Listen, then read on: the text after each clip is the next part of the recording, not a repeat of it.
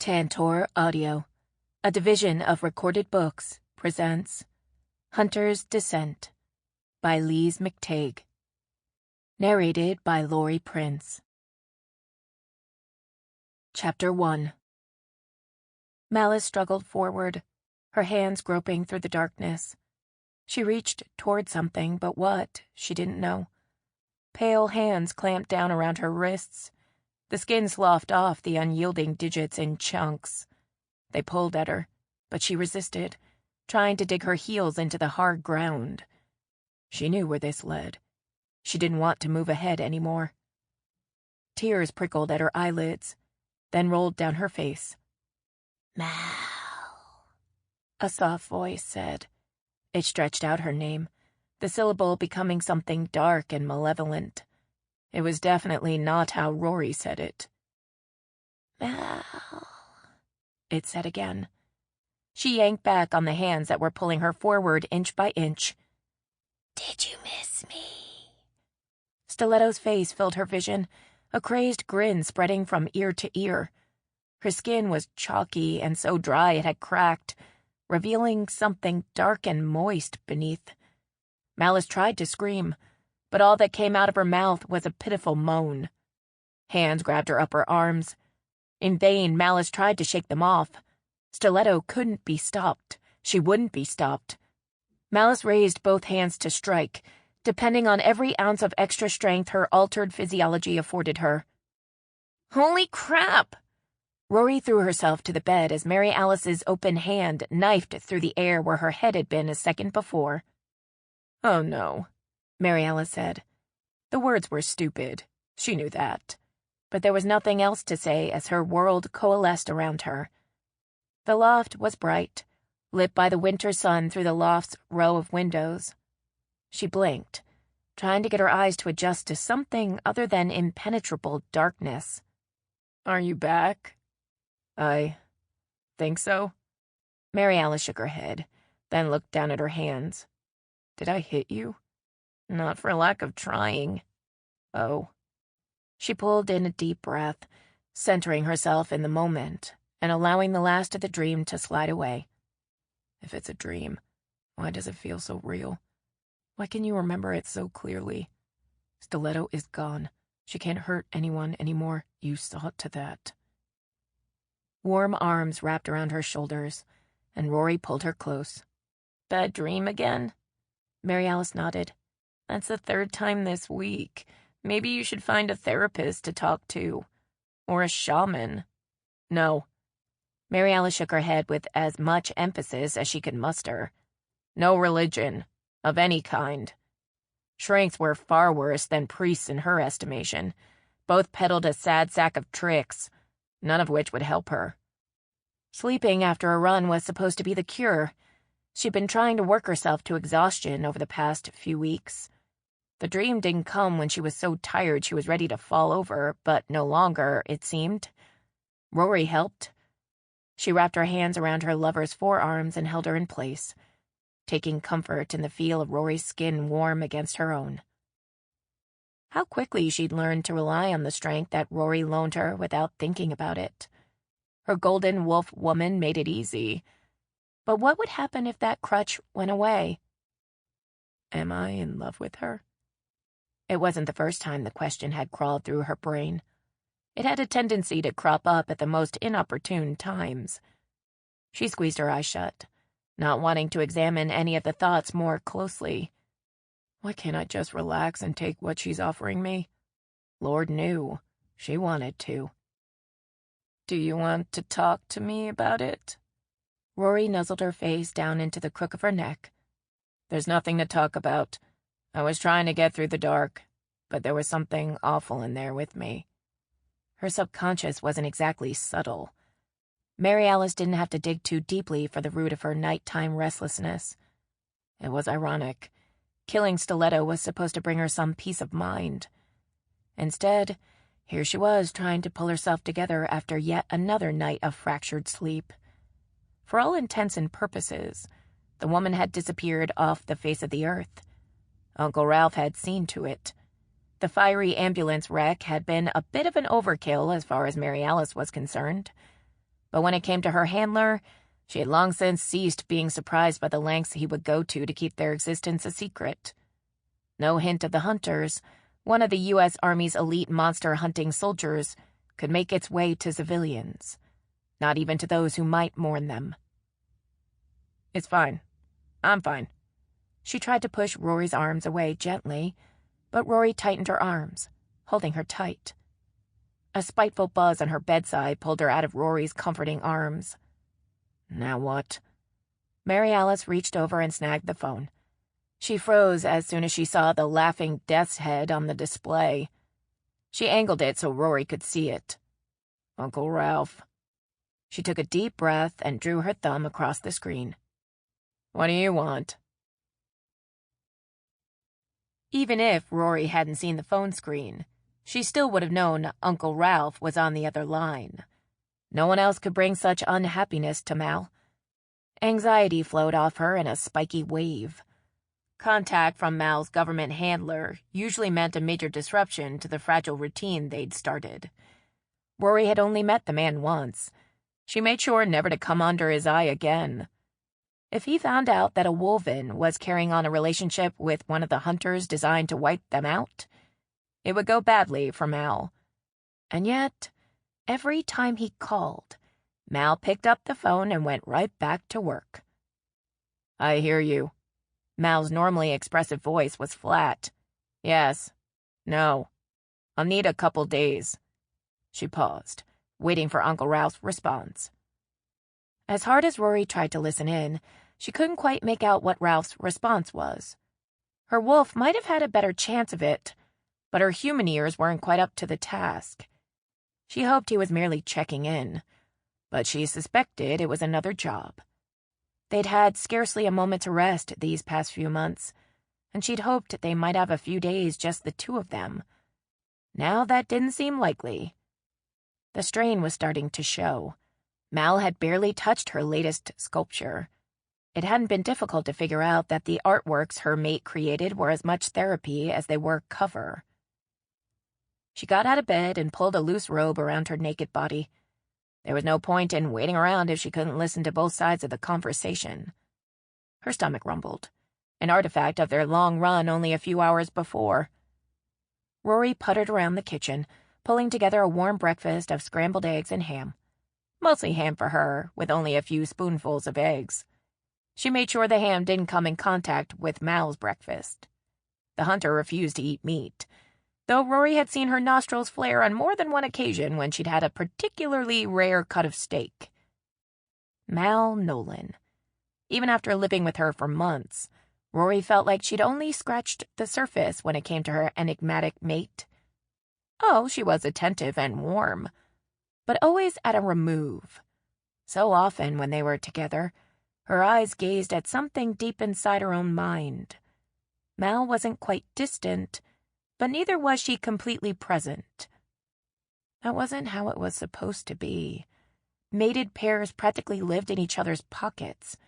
She'd been longing for that type of closeness with someone for so long, but with Mal, it was completely one-sided.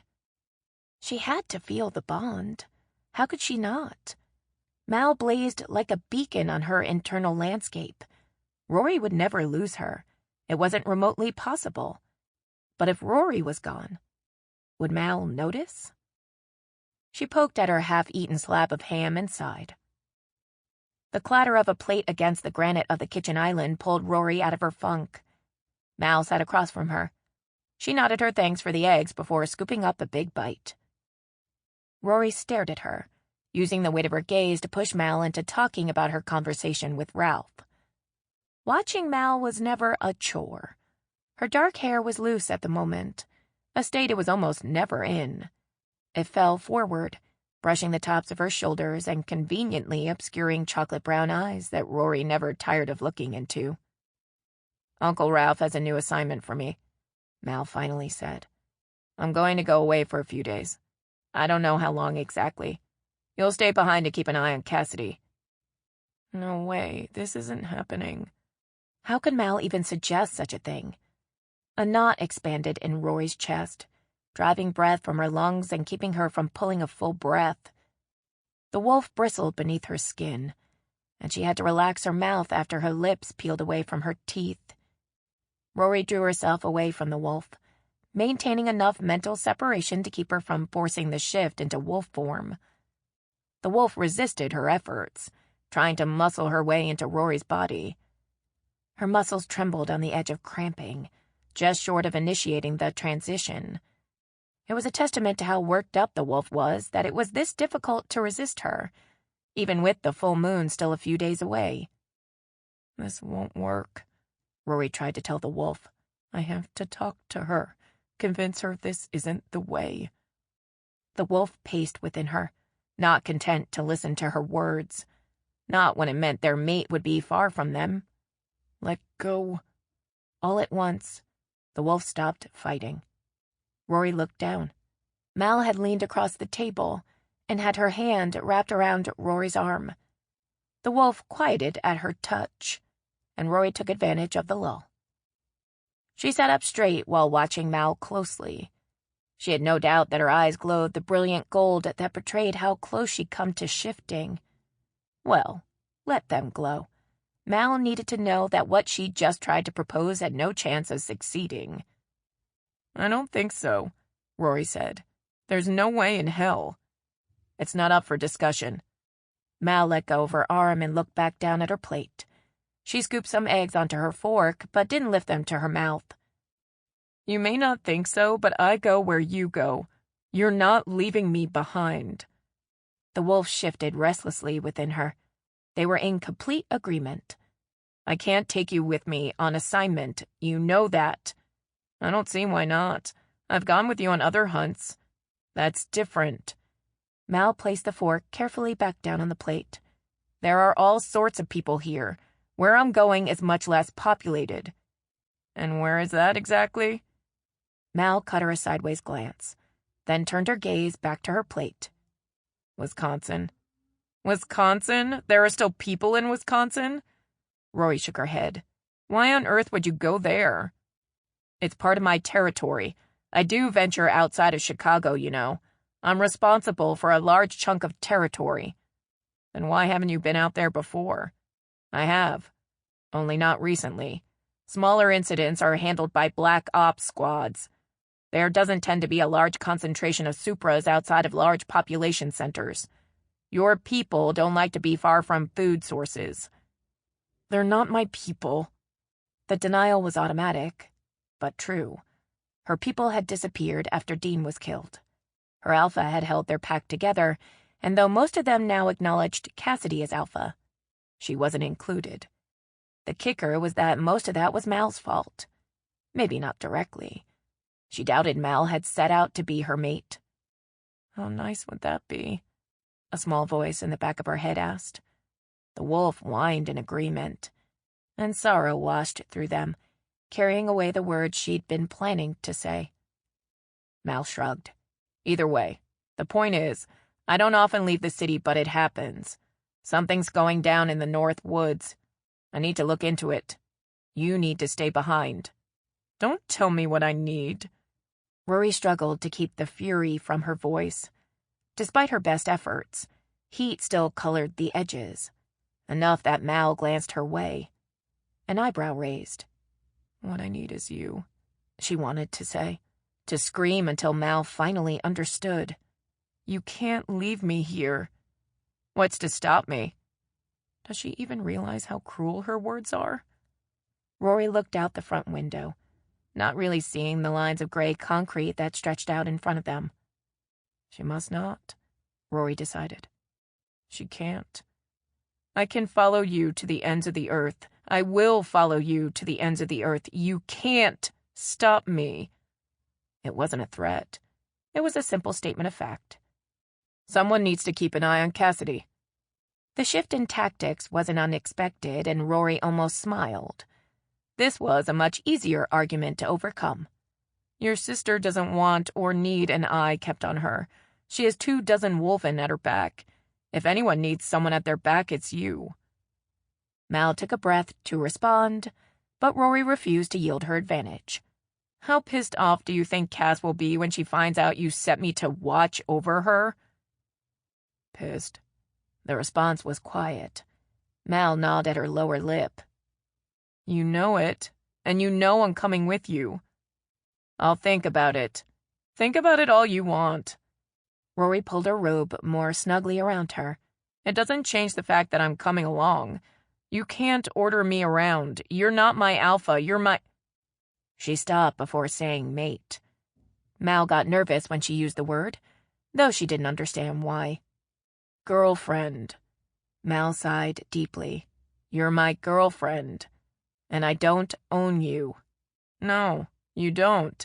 Fine, you can come, but you can't get in the way. I won't. So, what's going on in Wisconsin that we need to take care of? Demons? Vampires? Please let it not be Wolven. All I know is kids are dying. Teenagers.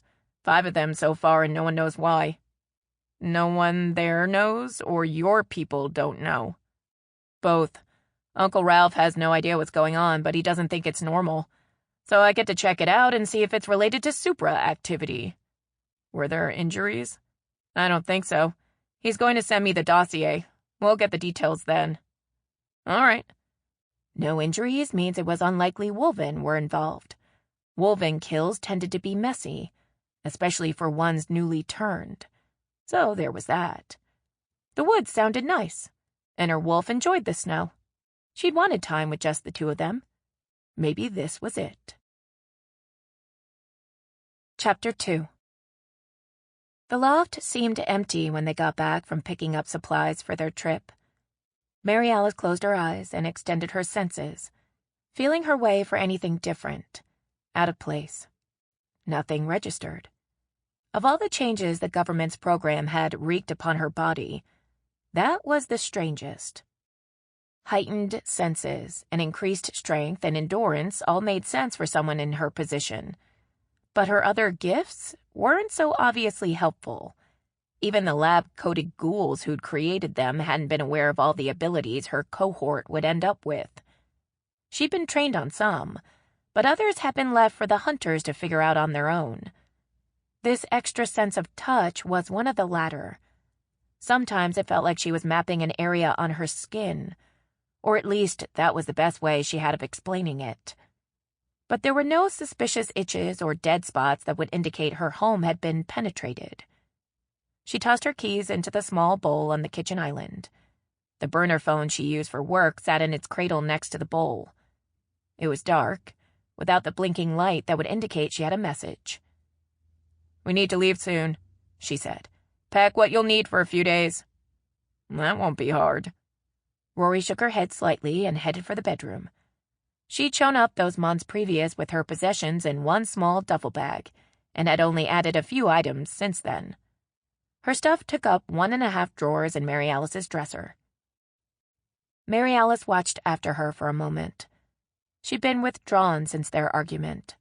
She wasn't sure why Ruri was surprised she'd tried to leave her behind. It only made sense, after all. She'd had a point about Cassidy, however. Should she call her? She was going to be out of town for a few days. If Cassidy needed her, she wouldn't be able to drop everything and come to her aid. How many times has that happened since the time you couldn't save her?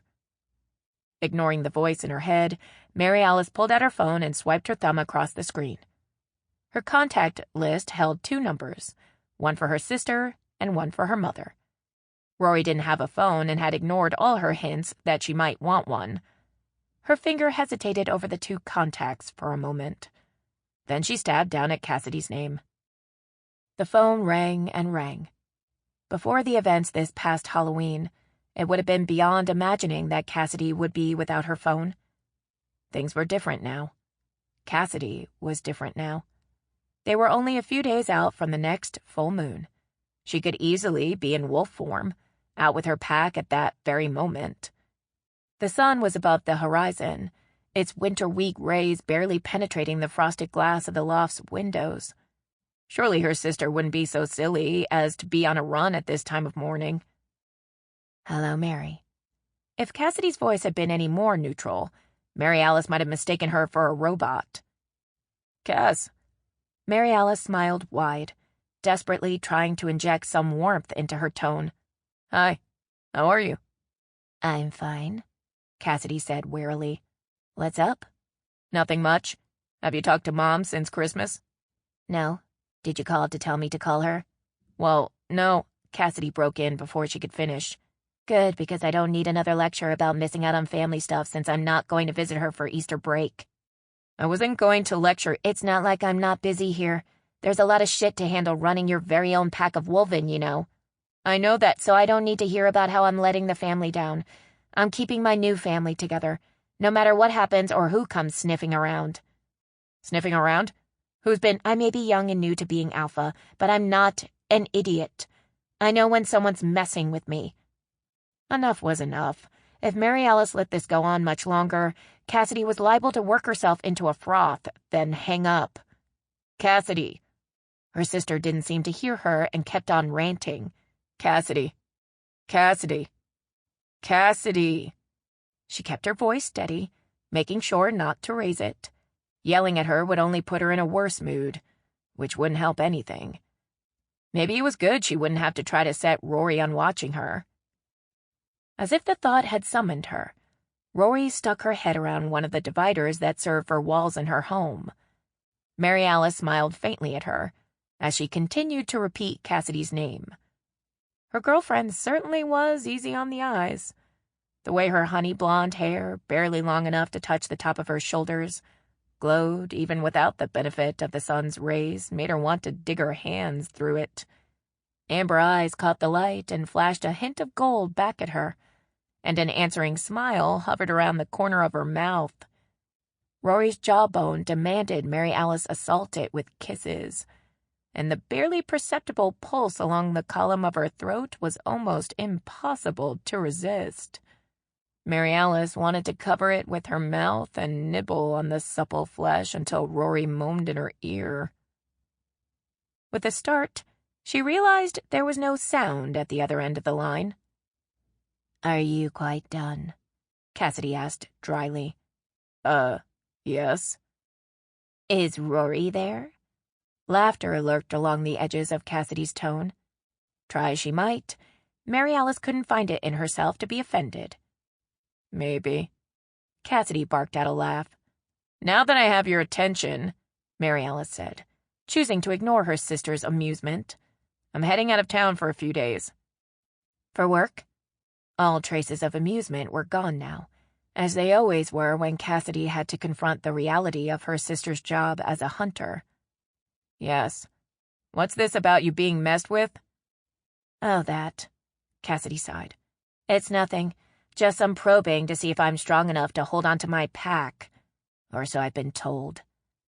Mary Alice sat up, her eyes locked with Rory's. "I can see about putting off my trip if you need me." Rory padded into the room, barefoot as usual. She leaned against the island and watched Mary Alice closely. "There's no need. I can handle this. If I can't, then I don't deserve the pack." "Maybe Rory could—" "No." The response came from two mouths at the same time. Rory pushed herself away from the island and left the room, her back stiff. "Fine. I'll be back when I'm back. Call Mom." Mary Alice terminated the call and followed after Rory. It felt good to get the last word in for a change, even if she'd done so by hanging up on her sister. She'd had to get a handle on her life. If she continued like this too much longer, something was going to get the drop on her while she worried about Cassidy or Rory. "Wait."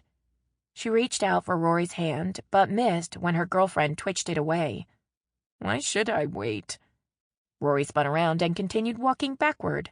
"It's obvious you want me out of your hair." "That's not true." Did she want Rory out of her hair? Things would be simpler, that was for sure. She could go back to the way things were before Rory had come into her life. That was what she wanted, wasn't it? Simple, lonely.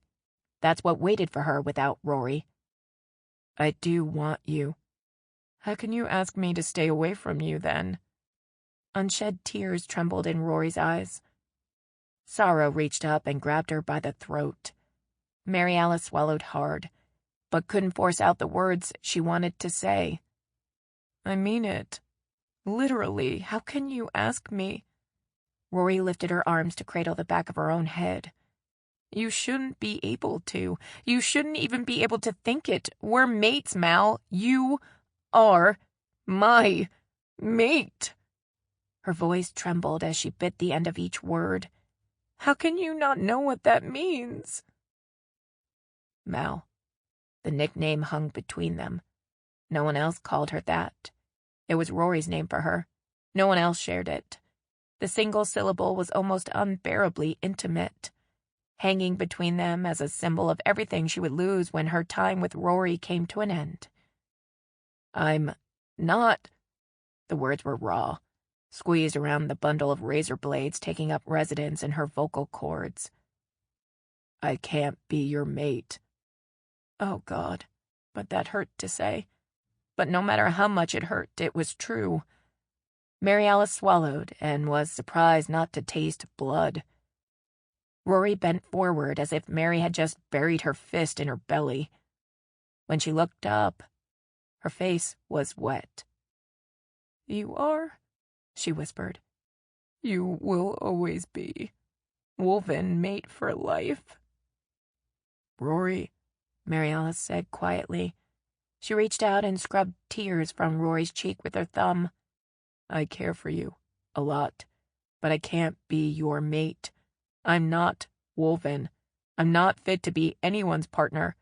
I've done things. Terrible things. You're woven enough? Rory grabbed hold of her hand and held it to her face.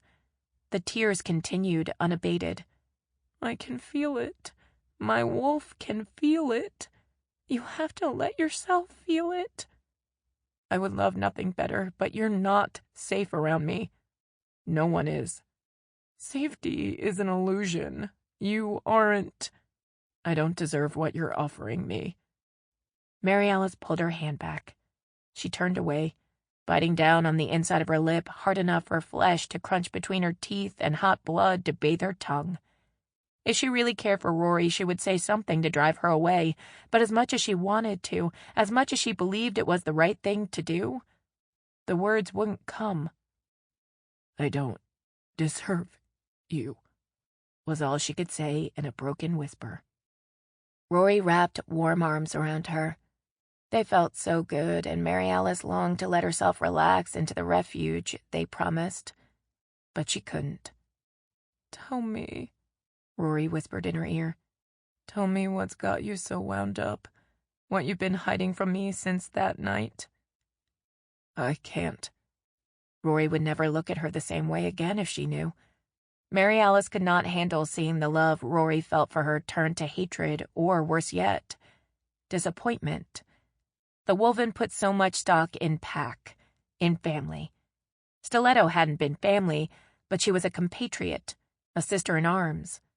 And Malice had ended her. It hadn't even been an honorable death. She'd suffocated her while Stiletto was unconscious through the actions of another. If there was a more ignominious way to die, Mary Alice wasn't sure she could think of one. Killing Stiletto was supposed to bring her some peace of mind.